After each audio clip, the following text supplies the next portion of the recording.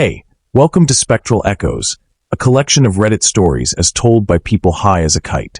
But it's Reddit, who knows, right? If you like the video, don't forget to like and subscribe, so you don't miss out on these awesome horror stories. Now, let's get started. Terrifying dreams come true. The dream of the doorless room. I never thought I'd have a premonitory dream, or one that would actually come true. I didn't dare confront it, or even think about it, let alone speak of it. But years have passed, and I've started to realize that if I don't voice it, what happened might sink deep inside me forever, like a thin layer of dust covering everything, making it impossible to distinguish between memory and imagination. I can only call it a series of dreams, though deep down I know they weren't entirely dreams. It all began 3 winters ago, a period when my work was at its busiest. Projects piled up, nights blurred into days, cold coffee became my constant companion, and the glow of my laptop screen seemed permanently etched into my eyes. I initially thought the sheer exhaustion was causing me to experience daydreams, restless sleep, and fragmented images that kept replaying in my mind. But then, one night, I found myself standing in a room, and even in my subconscious, I couldn't comprehend how I'd gotten there. The room was small, empty, with white painted walls. There were no doors, no windows, nothing to lean against except for a single light bulb hanging from the ceiling, swaying slowly as if a faint breeze had just passed through. Yet, there was no wind in that space, no sound, no discernible temperature. I only felt a cold, empty sensation creeping into my chest, not exactly fear, but more like an absolute solitude I had never experienced in real life. I woke up at 3 in the morning, my back drenched in cold sweat, but my heart wasn't racing. It was as if someone had just pulled me from a strange place I had inadvertently become familiar with. The first time, I dismissed it. I told myself it was just a dream reflecting my work-related stress. But when the dream recurred, with the same unchanging layout, the same room, the same pale light, and the increasingly distinct coldness, I started to worry. The third time, everything changed slightly. I stood in that room longer, becoming more aware of the passage of time, even though dreams usually lack a concept of time. I stood still, observing the ceiling, touching the walls, trying to find a crack, a crevice, some kind of exit, but everything was perfectly smooth, as if the room hadn't been built but had simply existed. And then I saw him. A man was standing in the corner of the room, his back to me, his hands pressed against the wall, fingers lightly gripping the surface as if fumbling for an invisible latch. He didn't move, didn't speak, didn't react when I called out. Only his shoulders occasionally twitched slightly, as if he was silently weeping. I shot up from bed, trembling. I told everything to my boyfriend, Eric, a construction engineer, who was always logical, even to a fault. He laughed, telling me I might be experiencing side effects from pain medication for my gastritis. I wanted to believe him too, but for some reason, his reaction that time felt a little forced, as if he wasn't really listening to me but just trying to calm me down. Just a few days later, Eric disappeared.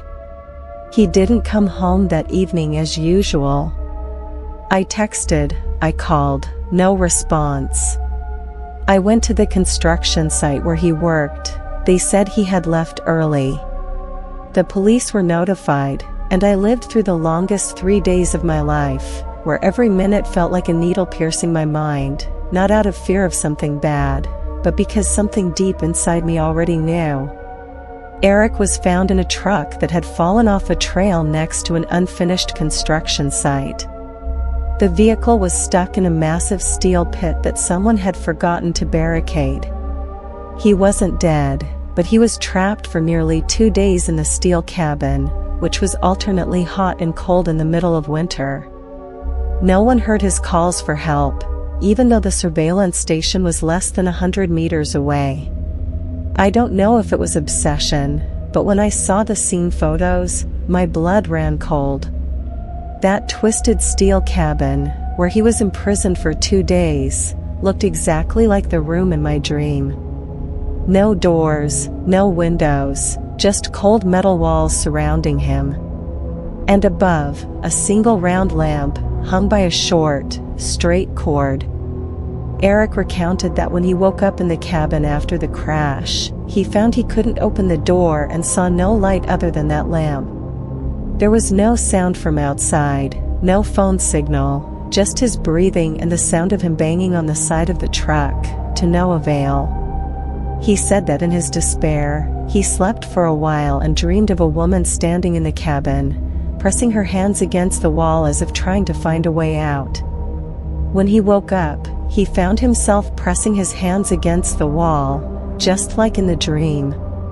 After that incident, Eric became quiet. He quit his job, withdrew from relationships, living as if always on the brink of something nameless. I did too. I no longer dreamed of that room, but I often woke up in the middle of the night with the sensation of being trapped in an enclosed space, and when I turned on the light, I always saw the flickering illumination, like the single lamp on the ceiling of the dream room. Someone once told me an old legend about a dimension between dreams and reality. Those who get lost there are often people facing extreme impasses, weakened spirits, or bearing a heavy burden. They will be pulled into a room with no way out, and only a very few find their way back. Those who survive often carry traces, a lamp, a white wall, or the feeling of always being surrounded by artificial silence. I'm not sure if Eric and I ever went there or if it was just a coincidence. I'm no longer with him. We drifted apart gently, as if both of us understood that something unspeakable had happened, and neither of us wanted to make the other remember. Eric passed away less than a year later. Not an accident. Not suicide. No specific reason. One morning, he was found motionless in his rented apartment, a glass of unfinished tea on the table, his phone charging, his laptop open to an unfinished design. The doctor's conclusion simply stated sudden death. But I knew it wasn't that simple. Because 2 days before, I had dreamed of that room again. For the first time in months, the room returned. Still 4 white walls, the lamp swaying like the breath of a dying person, and a coldness that didn't come from the weather but from deep within my bones. But this time, I wasn't alone. The man, the one who always stood with his back to me in previous dreams, was still there, but different. He no longer stood silently in the corner, he had moved closer, as if each time I dreamed was a step he took. Still the same figure, tall and thin, still the way he placed his hands on the wall as if listening for sounds on the other side. But I noticed something strange. Each time he got closer, I woke up earlier, as if I was afraid of what was coming. After Eric passed, those dreams didn't stop. Every few days, the room would reappear. And he, that man, would take another step. I couldn't turn and leave in the dream. I just stood there, motionless, watching him approach, little by little. The atmosphere in the room grew heavier, as if my own memories were pressing down on my lungs. On the 7th night after Eric passed, I dreamed again. This time he was right in front of me, just an arm's length away. I couldn't see his face, it was obscured by the shadow from the lamp above. But I heard his breathing. Heavy. Disordered. Like someone struggling to hold on to consciousness. I asked, almost a whisper, "Who are you?" No answer. Only the slight sway of the lamp overhead. On the 10th night, I dreamed again. The man lifted his head, and I recognized the eyes. They were Eric's eyes, the eyes I used to see every morning when I woke up, eyes once full of life, now empty like two deep hollows in a broken statue. His face was pale and gaunt, as if he had just stepped from another world, but not death, rather, a permanent entrapment. I panicked, trying to back away, but I couldn't move. The floor was no longer a solid surface, but soft, pliable, holding my feet like thin mud. Eric didn't take another step. He just stood there, looking at me. His eyes held no reproach, no sorrow. They were just empty. I bolted upright from the dream, tears streaming onto my pillow. My heart wasn't racing, but a part of me felt fractured. I realized Eric had never truly escaped that room. Perhaps he had never left after the initial accident. Perhaps he was still held in that space, a nameless, doorless, timeless place, existing only in the dreams of those left behind. I started researching contact dreams, where the deceased try to communicate. But no one talked about them returning multiple times. No one warned that the dead could get stuck. And I certainly couldn't find an explanation for why I, and only I, was seeing him. From then on, I lived in uneasy anticipation. Not waiting to see him again, but waiting for the dream to return. It doesn't come often, but it still does. Whenever I'm tired, whenever my mind starts to weaken. And each time, the room appears again. Colder. Quieter. And Eric, still standing there, in the corner, as if he had never left. Each time, his face is a little clearer, but his eyes remain as lifeless as the first night. I don't tell anyone about this. Because I know no one will believe me. And also, a part of me doesn't want anyone else to be pulled into that dream. Now, I don't sleep deeply. I'm afraid I'll see that room and see Eric take another step. I don't know what will happen if one day he touches me. But I know one thing for sure, if that day comes, I won't wake up again. The Dream of Four. We were a group of 4 best friends from high school. Not just casual acquaintances, but the kind who'd slept over at each other's houses, skipped class together, and pulled each other through the darkest years of adolescence. Each of us was different. Thane was quiet and contemplative, Alex was impulsive, sometimes a bit over the top, and Matthew was always cautious, meticulous. I, the one telling all that's about to happen, always thought I was the most normal one in the bunch. But then it happened, and none of us could be called normal anymore. It all started with a dream. Not the kind of nightmare you wake up from, startled, and then immediately forget. This was a recurring dream, lasting for an entire week. In the dream, I'd wake up in the middle of the night, feeling like someone was watching me. Then I'd hear the creaking hinge of my closet door opening. Something would be rustling inside, and when I'd turn on the light, I'd see nothing but a faint handprint on the glass pane. It was long, slender, and oddly shaped, not like a normal human hand. I told them about it during our weekend coffee get-together, not thinking much of it. But to my surprise, Alex became completely silent. He sat staring into his coffee cup and said softly, "I dreamed of the closet too, someone was standing inside. But their face was strange, unclear. And their hand was weird too."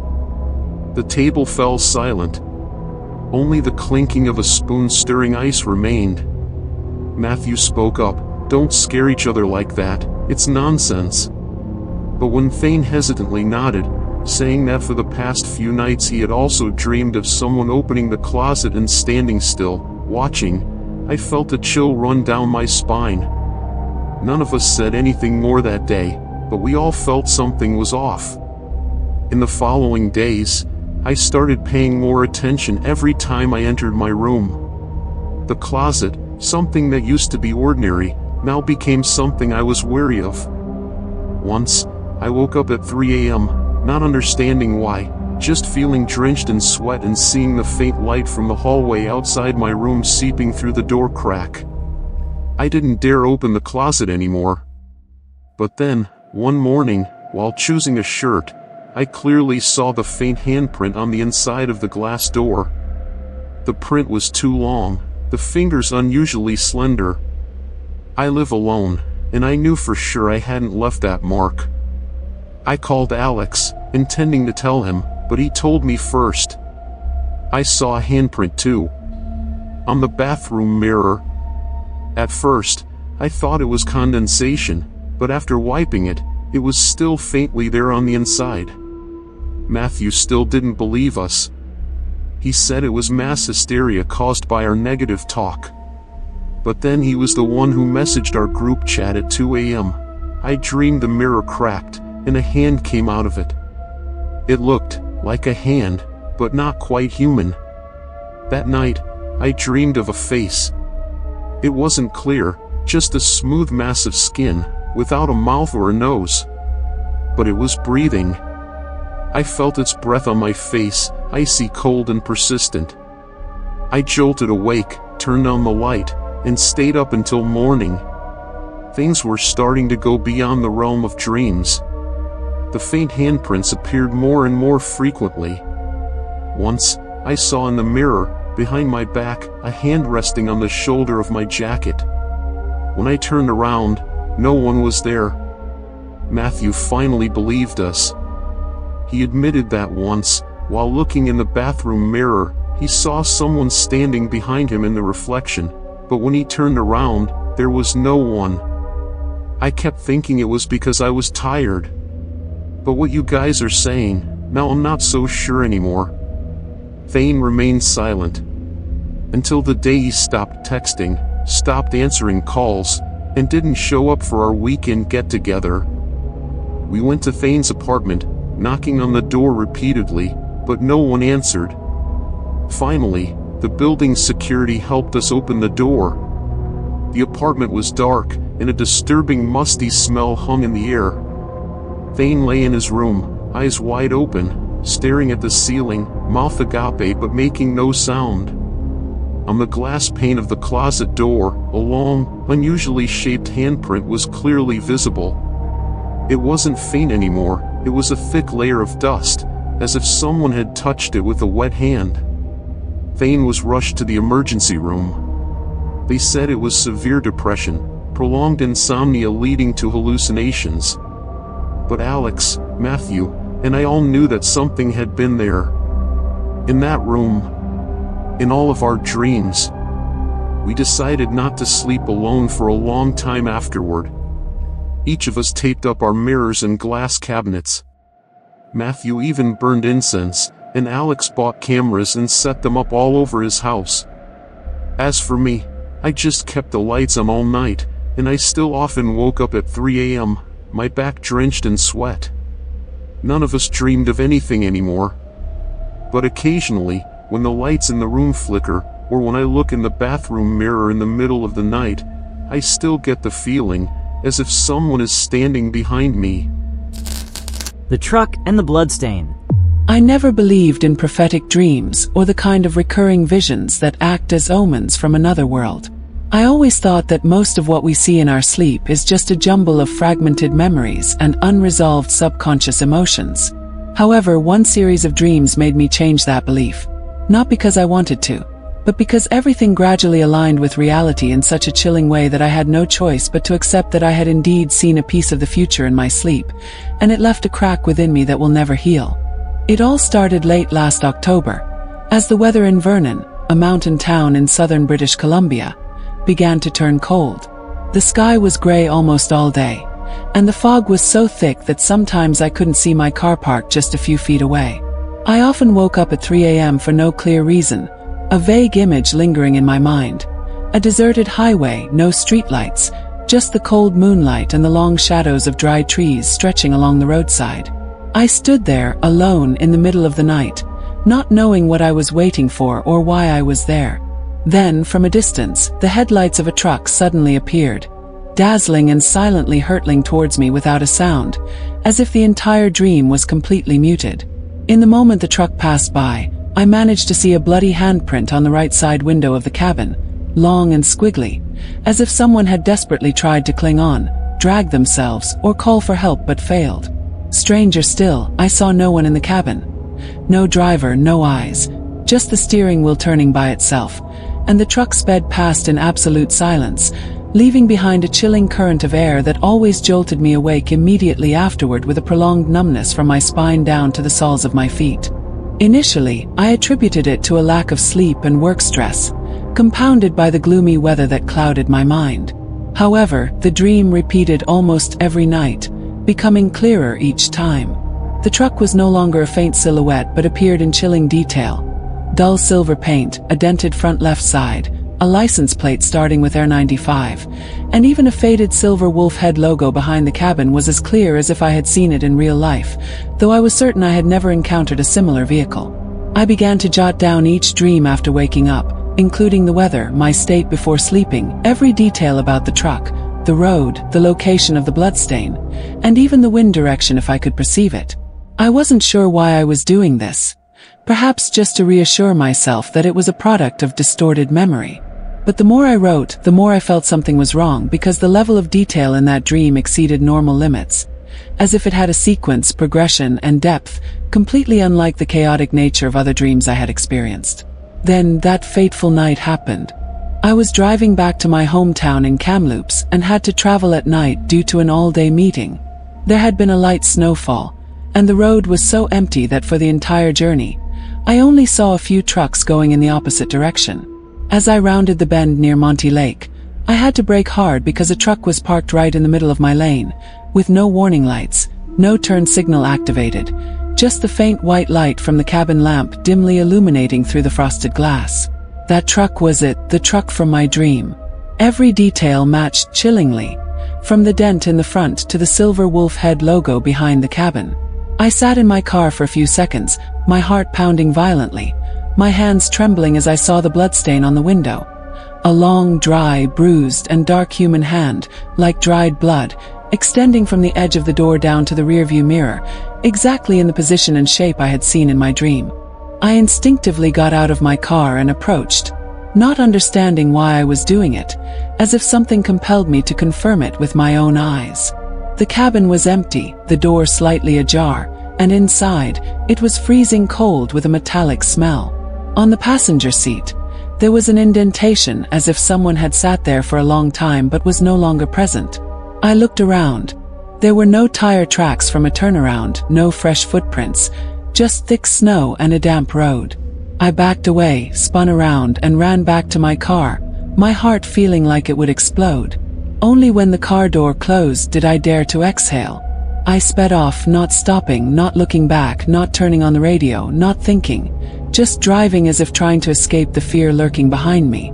The next morning, the local news reported that the truck, with the exact license plate and description, had been abandoned on that stretch of road after a fatal accident 5 days prior. The driver was a 42-year-old man named Mark Callahan, found dead in the cabin.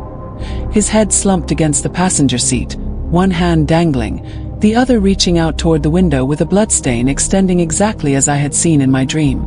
The forensic report stated that he had survived the initial impact and might have tried to call for help through the window before losing consciousness due to blood loss and hypothermia. I never told anyone that I had dreamed of it beforehand, nor did I mention the notes I had written or contact the police. I just remained silent, wondering what had truly happened. Did I have some psychic connection to that man? Or was I simply going insane from living alone for too long in the cold, isolated mountains? A week later I packed my bags, left the cabin where I had spent that winter, and departed Vernon with a mix of relief and bewilderment. Although the rational part of me kept repeating that it was all just a strange series of coincidences and dreams distorted by isolation and harsh weather, a deeper, darker part of me knew that I had truly touched something. had inadvertently stepped into and become a link in a chain of unexplained events. Since then, even though I've returned to the city with its streetlights, bustling people and constant traffic noise, I still often wake up at 3:11 a.m., almost to the exact minute. My breath is ragged, my palms are cold, and in my head, there's a vague sound like a truck engine rumbling in the distance through the thick city walls, a groan that's impossible to distinguish as real or a dream. Worse yet, I've started carrying that haunting feeling into my daily life. It's no longer just a nighttime dream. Once, while washing my car in the mild daytime sun, with old country music playing on the radio, I suddenly saw a small, faint, but very clear dark brown streak on my car's right rearview mirror. Immediately, a chill ran down my spine, not just because the color reminded me of dried blood, but also because of its position and shape, and because I knew for sure I had never had anything stuck there. No collisions, no insects or tree sap had ever fallen at such a high position. I wiped it with a cloth, but it wasn't clean, so I used specialized glass cleaner and wiped more thoroughly. When it still didn't disappear, I switched to rubbing alcohol, scrubbing hard with both hands until the glass grew warm from the friction, yet the mark remained, a little fainter but still stubbornly there, as if it wasn't something stuck on the surface but an imprint etched within. Hidden beneath the material, a part of the mirror reflecting exactly what I had brought back from the dream. And at that moment, standing in a parking lot in the midday sun, holding a bottle of alcohol, my heart pounding erratically, I understood one thing. No need for another sleepless night, no need to wait for the next dream to confirm. I would never truly escape that dream again. The Wicker chair. My family was just starting a new chapter. We moved to the suburbs, into a rented house from a family who had left in a hurry for reasons unknown. Life in the city was getting increasingly expensive, and my parents longed for a bit more peace and quiet. I remember moving day, the whole family was pretty tired, and the sky was gloomy, grey clouds rolling past the small windows as if foretelling something that no one really paid attention to. It was only when we stepped through the front door that things became strange. Right at the foot of the wooden staircase leading upstairs was a small, greyish-brown wicker chair. It was just big enough for an adult, an old hand-woven piece, frayed and slightly curved at the back. The whole family paused for a few seconds, because it was exactly like the chair my brother had described seeing in his dreams. My brother was the type who rarely lied, though he could sometimes be sensitive and imaginative. About 2 months before we moved, he had recounted the strange dreams he'd been having lately. In his dreams, he saw himself standing at the foot of an old dark wooden staircase, with a small wicker chair gently swaying, as if someone was sitting there, but he couldn't see anyone. At first, the whole family just laughed it off. Mom thought it was because he stayed up late reading ghost stories. I didn't pay much attention either. Everyone has dreams like that, right? But now, that wicker chair from his dream was right there, in front of us. I don't know who spoke first, but in the end, no one dared to touch the chair. We left it there as a part of the house. Perhaps deep down, everyone felt a little uneasy but didn't say anything. The first few days passed in silence. The house felt like it had never truly been welcomed. The air was damp, and we always heard the wind whistling through the cracks in the doors, even though the windows were closed. The first night I slept in my new room, I heard a creaking sound from the hallway. I thought it was just the old wooden staircase creaking when the wind blew, or something running past. But on the third night, as I lay reading a book around 2 a.m., I heard that creaking sound again. Very soft, regular. Like someone was sitting on the chair, rocking back and forth. I got up, opened my door a crack, and peeked out. I saw nothing, but a disturbing feeling choked in my throat. My brother started losing sleep. At first, he stayed up late, then it turned into sleepless nights. He often sat huddled on his bed, eyes dark and hollow, face pale.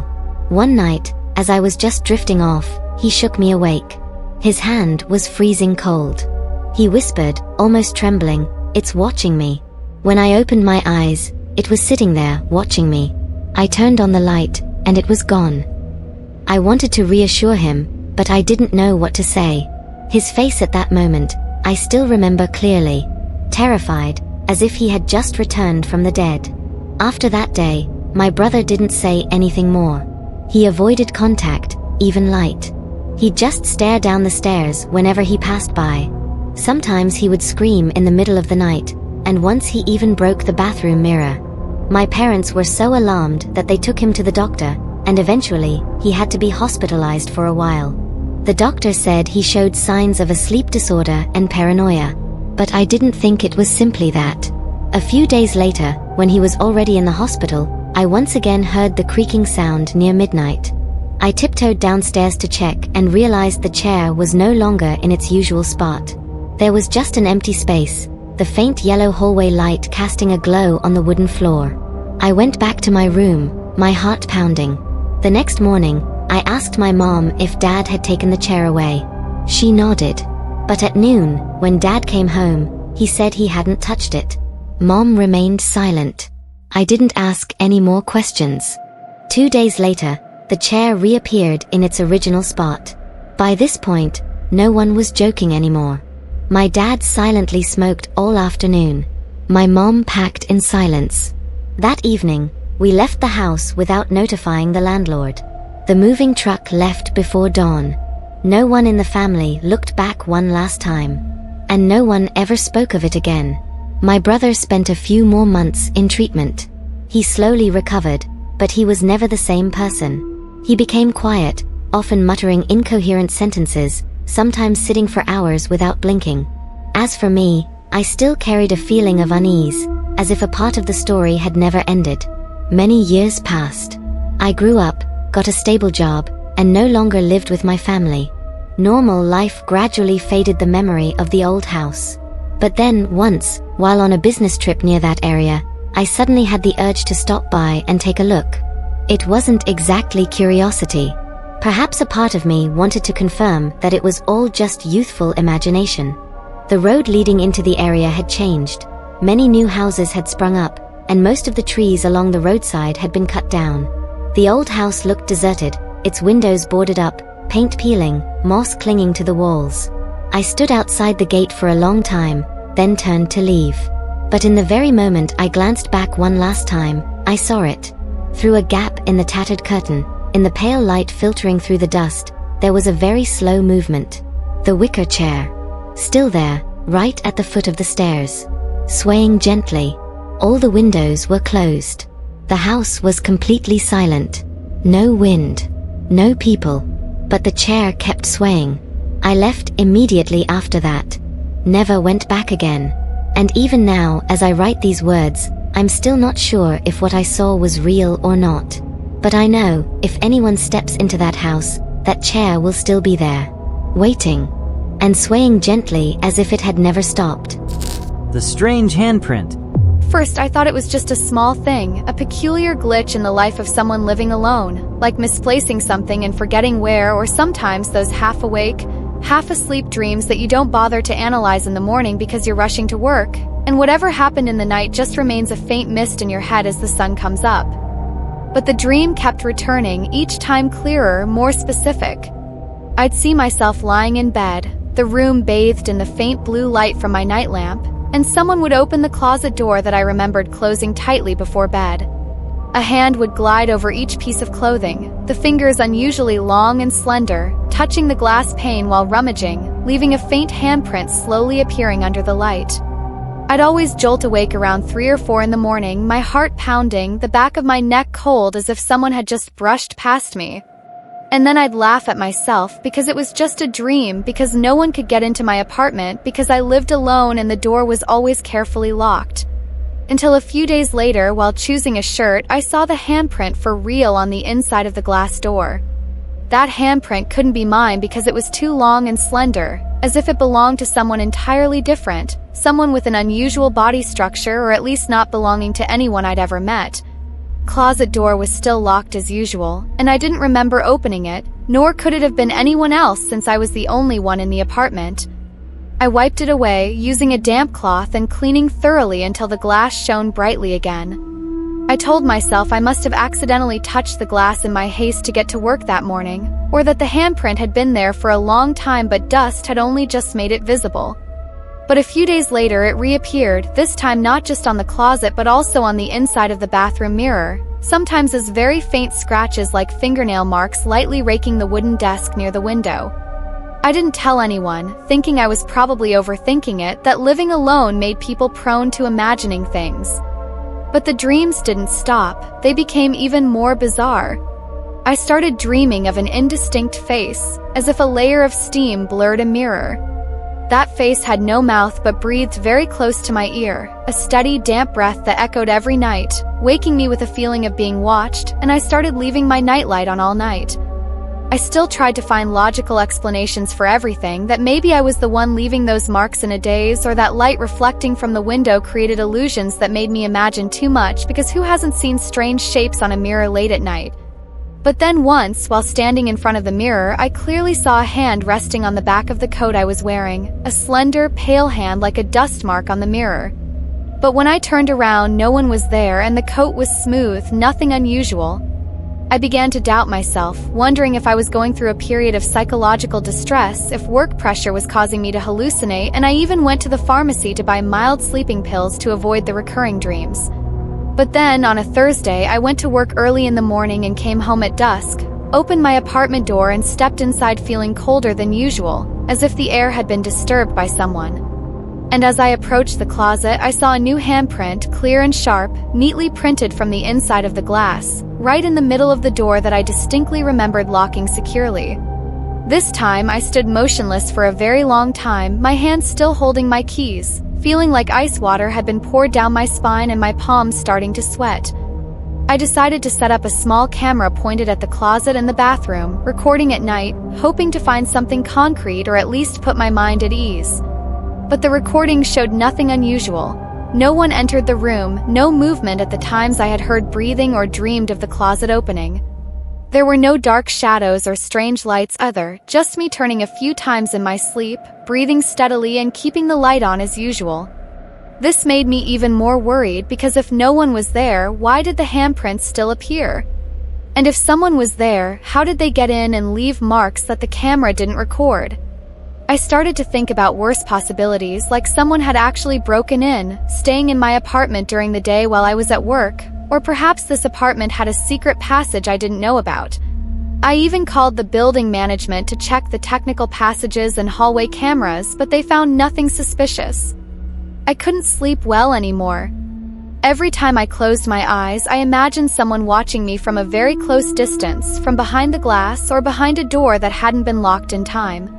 The light also seemed to change in the apartment, not like flickering on and off, but as if something was always missing, making the room, despite being lit, not feel as warm as before. Eventually, I decided to move. I didn't tell anyone the real reason, just simply said I needed a place closer to work and didn't like living alone in that old space anymore. In truth, I couldn't continue living in an apartment where every time I entered a room, I had to scrutinize it for new handprints, a place where I couldn't distinguish between reality and imagination anymore. Nothing major happened, no one died, no one was injured, no blood, no clear ending. It was just that I no longer felt safe in my own personal space, and that, to me, was more than enough reason to leave. If you like the video, don't forget to like and subscribe, so you don't miss out on these awesome horror stories.